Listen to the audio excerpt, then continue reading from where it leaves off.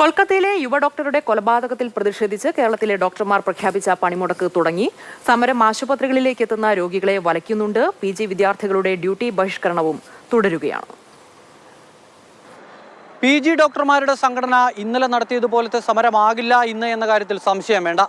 സ്വകാര്യ സർക്കാർ ഡോക്ടർമാർ ഒന്നടങ്കം പണിമുടക്കുന്നതോടെ സംസ്ഥാനത്തെ ആശുപത്രികളുടെ സാധാരണ നിലയിലുള്ള പ്രവർത്തനം താളം തെറ്റും.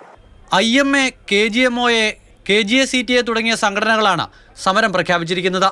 ദേശീയ തലത്തിൽ രൂപീകരിക്കപ്പെട്ട ആക്ഷൻ ഫോറത്തിന്റെ ഭാഗമായാണ് കേരളത്തിലും ഡോക്ടർമാരുടെ പ്രതിഷേധം. സെൻട്രൽ പ്രൊട്ടക്ഷൻ ആക്ട് നടപ്പിലാക്കുക എന്നതാണ് പ്രധാന ആവശ്യം. യുവ ഡോക്ടറുടെ കൊലപാതകത്തിൽ കുറ്റവാളികളായവർക്ക് കർശന ശിക്ഷ ഉറപ്പുവരുത്തുക എന്ന ആവശ്യവും ഡോക്ടർമാർ ഉന്നയിക്കുന്നു. 6 മണിക്ക് തുടങ്ങിയ സമരം നാളെ രാവിലെ 6 മണി വരെ തുടരും. OP, വാർഡ് ഡ്യൂട്ടികൾ ഡോക്ടർമാർ ബഹിഷ്കരിക്കും. അത്യാഹിത വിഭാഗത്തെ പണിമുടക്കിൽ നിന്നും ഒഴിവാക്കി.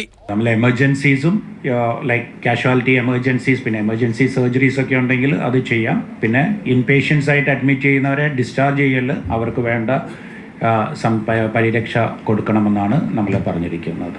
KMPGAയുടെ നേതൃത്വത്തിൽ PG ഡോക്ടർമാരും സീനിയർ റെസിഡന്റ് ഡോക്ടർമാരും OP, വാർഡ് ഡ്യൂട്ടികൾ ബഹിഷ്കരിക്കുന്നുണ്ട്.